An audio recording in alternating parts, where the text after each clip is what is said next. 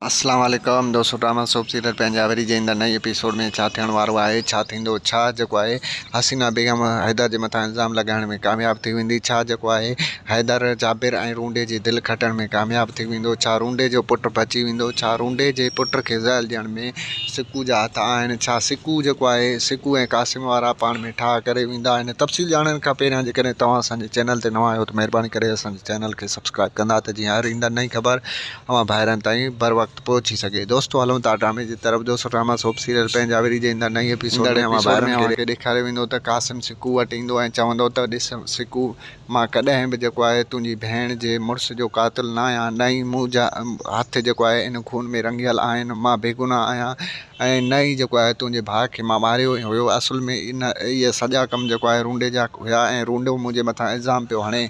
जॾहिं त सिकू चवंदो त इहा हक़ीक़त असुल तॾहिं ख़बर पवंदी जॾहिं रूंडे जो पुटु जेको आहे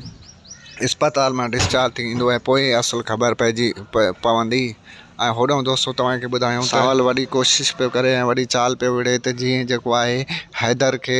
रूंडे जे तरफ़ ऐं जेको आहे जाबिर जे तरफ़ मोकिले ऐं उन जेको आहे उनजी जेको आहे जासूसी कराए सघे ऐं हैदर खे मोकिले ऐं हैदर जीअं त उन्हनि जी दिलि खटे, हैदर रूंडे ऐं जाबिर जी दिलि खटे करे ऐं उन्हनि खां हक़ीक़तूं पुछी वेंदो ऐं पोइ जेको आहे सावल खान खे अची ॿुधाईंदो ऐं पोइ उन्हनि खे मारणु आसान थी वेंदो ऐं पोइ उनखे सबूत बि मिली वेंदा। ऐं होॾो दोस्तों तव्हांखे ॿुधायूं त हसीना बेगम चाल पई खेॾे त सोरठ खे फासाए ऐं सोरठ ऐं हैदर जे मथां इल्ज़ाम हाणे त सोरठ ऐं हैदर जा तालुकात आहिनि ऐं उहा चाकर ख़ान सां धोखो करे रही आहे, त जॾहिं त उहा कॾहिं बि इन साज़िश में कामयाबु कोन वेंदी।